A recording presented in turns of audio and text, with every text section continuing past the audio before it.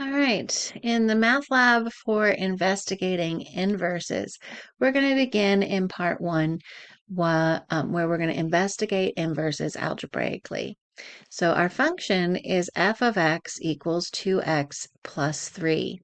And the inverse, this notation f with a little -1 as the superscript, that -1 is not an exponent, it reads inverse. So f inverse of x is x minus 3 divided by 2, which simplifies to 1/2 x minus 3 over 2.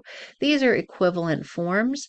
We tend to see this as the more simplified form just because it's in slope-intercept form.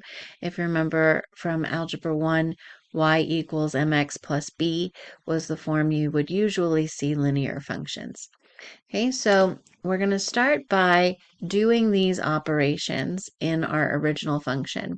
So the x, the input, we see gets multiplied by 2, and then add 3 to that result.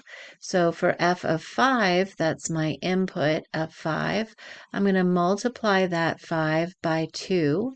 So now I have 5 times 2, which is 10. Then I'm going to add 3 to that result, and 10 plus 3 is 13.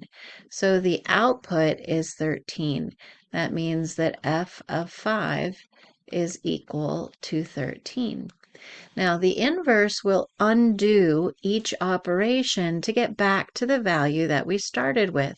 So if I'm evaluating f inverse of 13, my input is 13. And then instead of adding 3, I do the inverse of addition, which is subtraction, and I subtract 3, which gets me to 10. Then instead of 2 times x, I do the inverse of multiply, which is divide, and I divide the 10 by 2 to get 5. And so my output is 5, which matches my input. So f inverse of 13 is equal to 5, right? It gets me back to the input that I started with. Now, if I want to find the inverse of f of x equals 1/2 x minus 3, right? The operations that happen are that the x is getting multiplied by 1/2, which is the same as dividing by 2. So the first thing that happens is we divide by 2, and then we subtract 3. Okay, what we're going to do is undo that. So to undo subtract 3, we would add 3 first. So this would be an x, f inverse of x is equal to x plus 3. We're going to add 3 to undo the subtraction. And then next, instead of dividing by 2, we're going to multiply, multiply, multiply by 2. And so this will be multiplied by 2. So the inverse, f inverse of x, when we distribute to get rid of those parentheses, we'll have 2x plus 6. And that's the inverse of 1/2 x minus 3. Okay, now we're going to find the inverse when f of x is 6x plus 3 over 2. So the things that happen to the x, right, first we multiply by 6.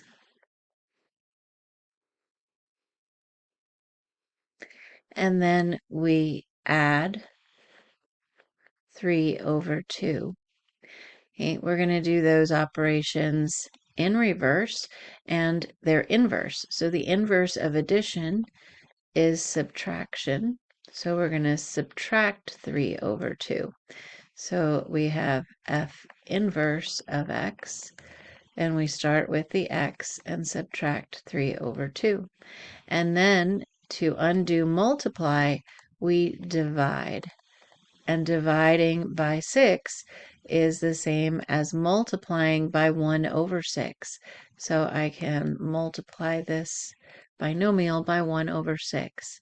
So my inverse, f inverse of x, is equal to 1 over 6 times x, and then 3 over 2 times 1/6 is going to be a minus 1 over 4.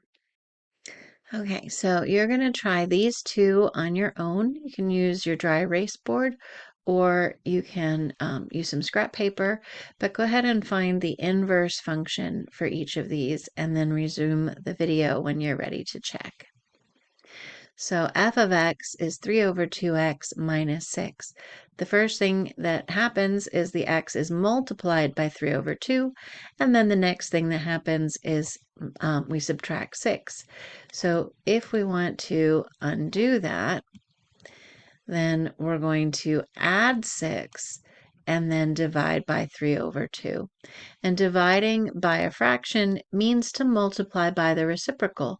So I would add my 6 and then multiply by the reciprocal of 3 over 2, which is 2 over 3.